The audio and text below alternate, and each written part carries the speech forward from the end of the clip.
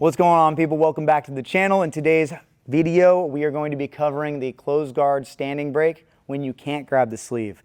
If you find this video useful in any way, like the video. I appreciate it. Let's get into it.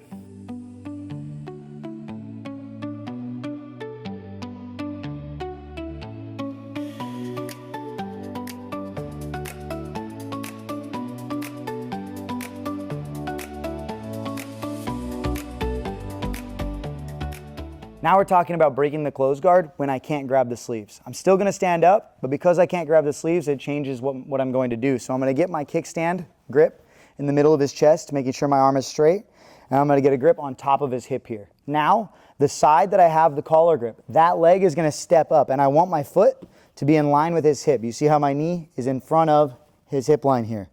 Making sure my frame on his hip is very strong, I'm gonna drive forward with my back leg, and now the key is pushing his hip towards the mat and twisting my knee towards his belly button. That opens his guard, and now from here, all I have to do is posture up, make sure I don't get omoplata, and start passing. A couple of details here.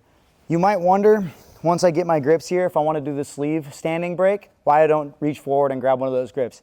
If I reach forward, it brings my posture close to Byron. Byron's able to break me down and start attacking, and it changes my ability to break the guard at all and puts me in danger. So I don't want to reach. That's why I start threatening this guard break. That being said, if I'm going for this guard break and Byron starts reaching forward to break grips, okay, now I can switch and I can do the original sleeve standing break.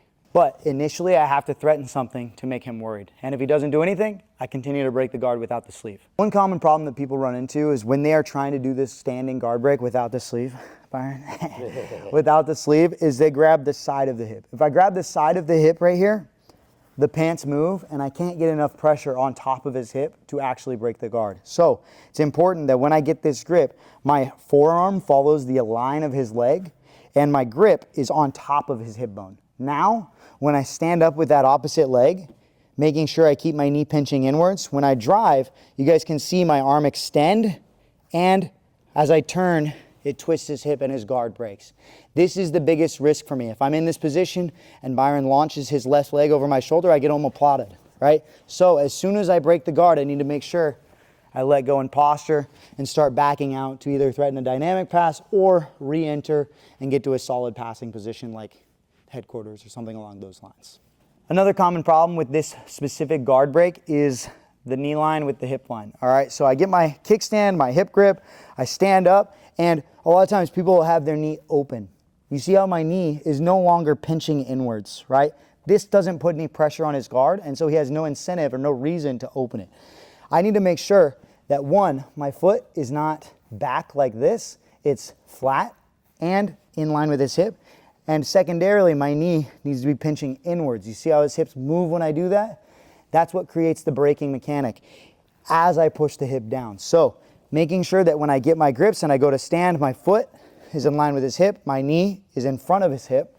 And when I drive forward, right here, Byron doesn't feel any pressure, but as I extend the hip down and turn my knee, that's how the guard breaks. Similarly to keeping your foot in line with the hip, if you don't stagger your feet, you can't break the guard. Okay, so I have my kickstand, I have my hip grip, my front foot comes in line with his hip. My back foot shouldn't move. When I stand up with the sleeve, my feet are square. But when I do this standing break without the sleeve, I need to make sure my feet are staggered so that I can actually pivot my hips and create torque. Go ahead and lock your guard again.